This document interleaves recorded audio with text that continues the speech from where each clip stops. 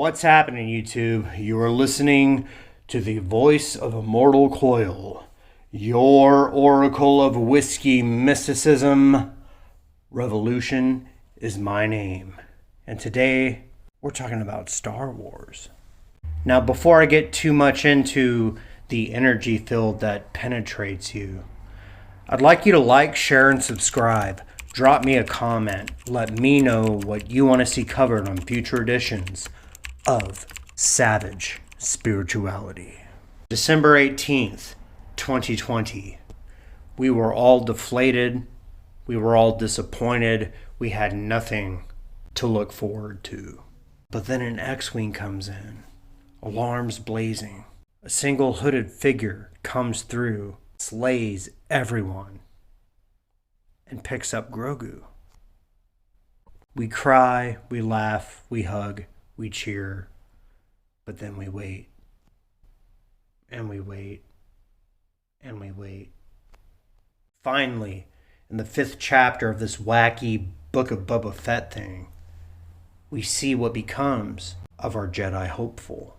Now we know that this cannot be, because we are told that the first student of Luke Skywalker is in fact Kylo Ben. We see a lot of Luke and Dagobah. We see flipping around. We see Grogu in a backpack. We see disbelief being taught by faith in the Force.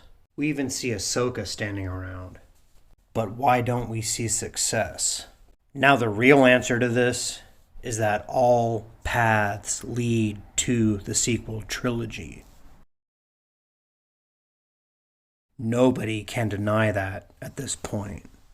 But there are a certain amount of characters that were created between George Lucas selling Star Wars and Disney acquiring Star Wars and trying to do what it did.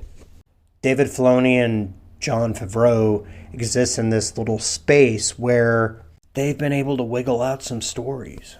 They showed a scene of Grogu at the temple watching Anakin just kill a bunch of kids.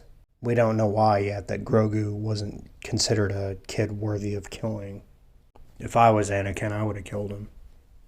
Then we find ourselves decades later on Luke's Ant Machine planet, and Grogu has a basis of comparison for what Luke is showing him.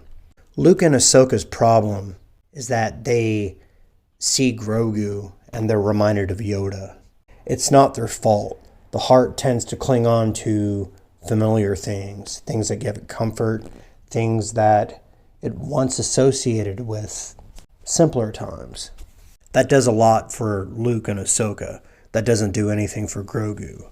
So, when it comes down to the, here's your quest and you may choose battle armor or you may choose a sword, Grogu chose battle armor, and he chose to fuck off and go out into the wild galaxy in a Naboo N1 starfighter that just so happens to have a space carved out for him.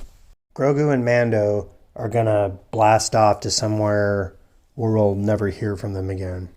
Meanwhile, everyone is so keen on this deep fake technology, on Luke, Leia, and Han having a reunion.